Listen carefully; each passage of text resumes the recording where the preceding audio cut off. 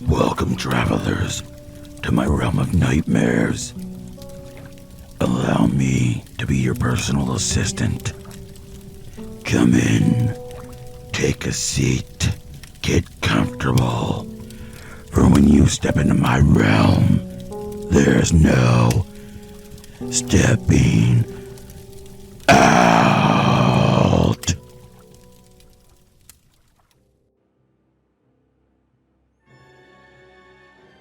Indomitable fire fills the sky. Destruction spreads across the land. For one brief, hazy moment, I force myself to stop and look.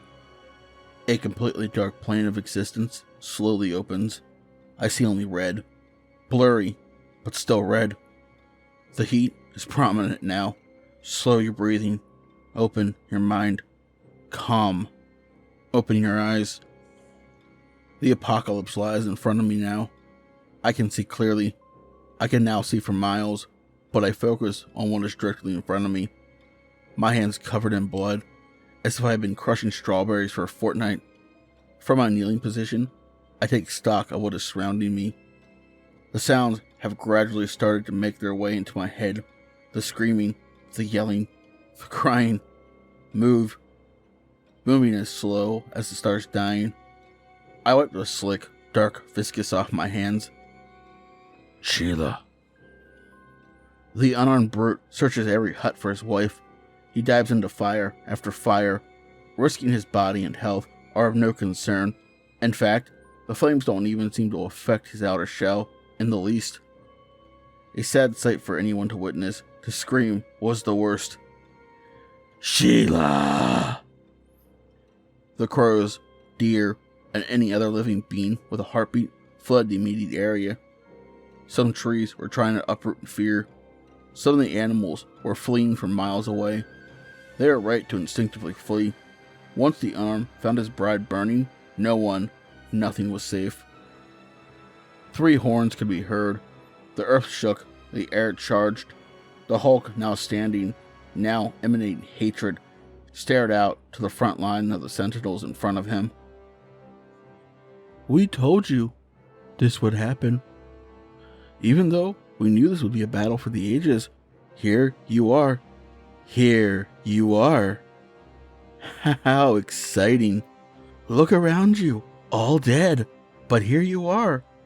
Oh, sorry about that. Seems your bride is being charred right beside you. Very awkward, but on to business. The unarmed stares ahead, taking count of how many men were in front of him. Over 100. He spots one man in the back, on horseback. The Lord he must be. He was playing with his rings. He hated seeing that. In this time of devastation, the despicable Lord was rubbing a fortune's worth of rings on every one of his fingers. The messenger of the Lord continues, We are very impressed. The messenger looks towards the Lord, who is seemingly looking at a fluttering butterfly. Yes, well, as the Lord has conveyed, we are very impressed at the ferocity you've displayed here. You killed many of our men. I believe many of our horses also. However, now the incursion must end. We have pillaged what we needed. You are now free to join us. Ride with us, unarmed soldier. You have nothing else here. The unarmed soldier scans his environment. The fire is smoldering. Burning embers surrounded his once thriving farmland. The people are now gone, taken by the inferno. His people, his wife, his blood. He slowly raises his steely gray eyes to meet the messenger. He keeps his gaze for an uncomfortable amount of time. The messenger tries his best to hide his shaking hands.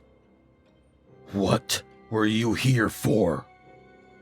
The army of 100 seems to all experience the same reaction. Like the words coming from the unarmed carried a sound wave, almost knocking the stationary from their feet and the riders from their steeds. The messenger now attempts to steady his voice as well as his shaking extremities.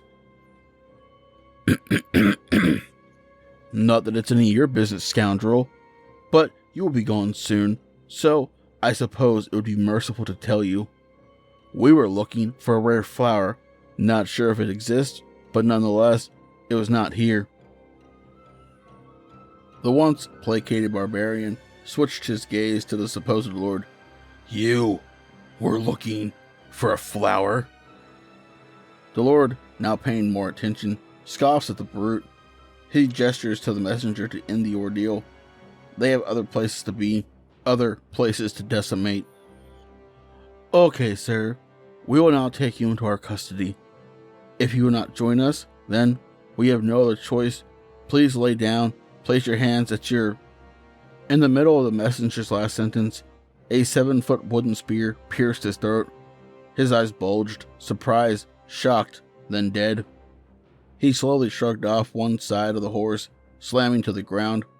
The spear snapped as he hit the ground, one part still inside the shell of the former messenger, the other harmlessly bouncing off into the distance. Again, silence, briefly. The lord looked like he was inconvenienced when he should have been terrified. His nostrils flared, the first time any emotion had been shown by him. One short flick of his right index finger made his army charge. The unarmed was waiting eagerly. The lone warrior waited for the 100 or so men to approach. When the first row was bearing in, maybe 20 feet away, the unarmed brought both of his massive arms up to the sky. The fist that topped those arms could have snapped a whale's neck. As he stared down the galloping warriors, he slammed his fist to the ground.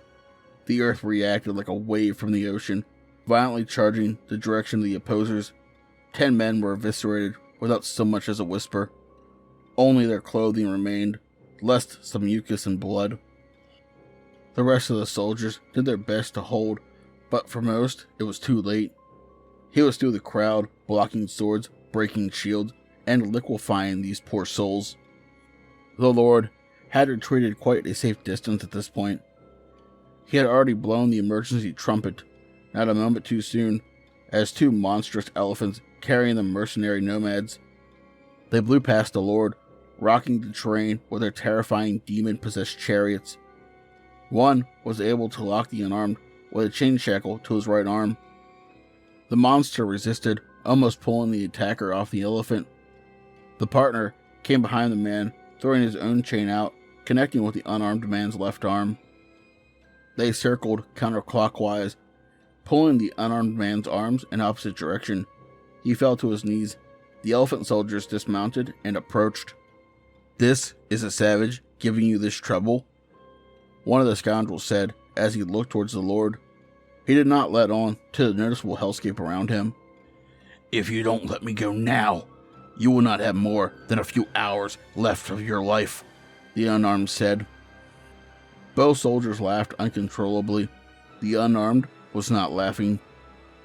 "Pray, I grant you a humble end. I'm sure that will not Darkness. One of the elephant soldiers slammed his dark ebony club into the man's forehead. The lord, trying to seem calm, spoke. "Take him to the castle."